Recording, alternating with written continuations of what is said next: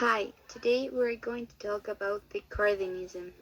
The term Cardenism is used as the name of the ideological current inaugurated by Cardenas. Also, it is called thus to the stage in which Mexico governed from 1934 to 1940, although some The dictators presidency of prefer Lázaro the term Cárdenas was characterized by far-reaching socioeconomic, political, and cultural reforms. In the series, Cárdenas champions the right to strict and implementation of the 1931 law of work. In the countryside, he enforced the tenets of the Agrarian Code of 1934, allowing Hacienda workers to apply for government land grants for the first time in armed defense of the territorial ranks, and knowing the government should give the measures with which they made the, the revolution, so they can defend to elegido in the school and allowing them to join the official army reserve. Finally, he increased the number of the ranks exponentially.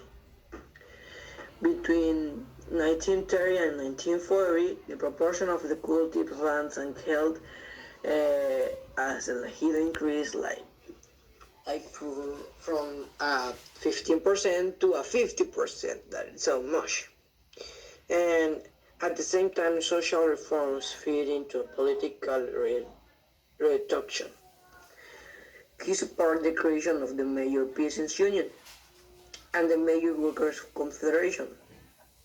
Although the confederations came into a conflict over which organization had the right to control Mexico, rural method.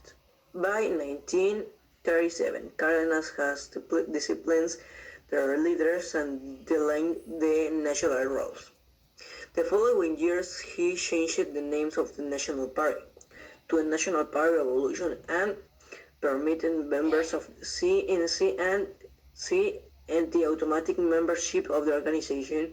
At the same time, structural change paralleled and overlapped with large-scale cultural reforms. Mexican intellectual and bureaucratic continue revolutionary campaign to create new men and new and the workers. creation of the PRM. For the beginning of the 1937, the president plans to reform the organization of the PNR, taking into account of the labor, peasant, and military sector in order to reform a popular electoral front by Confederation of Mexican Workers, the Mexican Peasant Confederation, Communist Party, and the PNR.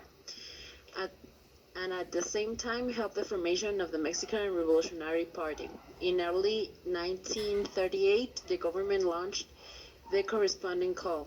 The Constituent Assembly of the new Party of the Mexican Revolution was thus held at the Palacio de Bellas Artes on March 30 of the same year. It was a moment that culminated the Cardenista period when Cárdenas' enormous power and personal prestige were channeled by sector through the new party, the PRM, and its new political machinery. The international policy of President Lázaro Cárdenas was made up of two important edges. One of the one hand, its imperialist position vis-a-vis foreign investors, and the Cardenista foreign policy was strongly influenced by revolutionary nationalism and by the attempt to assert the self-determination of Mexican state against the great powers. Cardenas also gave a positive value to the Pan-Americanism, which was a foothold in the conquest of the postulate and the states of foreigners cannot aspire to privileged treatment to the detriment of the nationalism. 1938 for 1940, the last Cardenist period. In 1938, the consolidation of presidentials together with the creation of the PRM marked a new stage in the characterization of the Mexican political system. The intensity of the reforms adopted in agrarian, educational, worker and business matters, together with international policy in support of the Spanish Republic, created a climate of serious social tension for the government, which led to the Cardenistas policy entering to 1838 in its moderation phases. Cardinals left the presidency and did not reach a definitive agreement with the most of the expropriated companies. Before Cardinals left the presidency, Cardinals had to make a final decision, and in November 1939, the PRM announced that its candidate for the presidential term 1940 to 1946 will be the former Secretary of War, General Manuel Avila Camacho.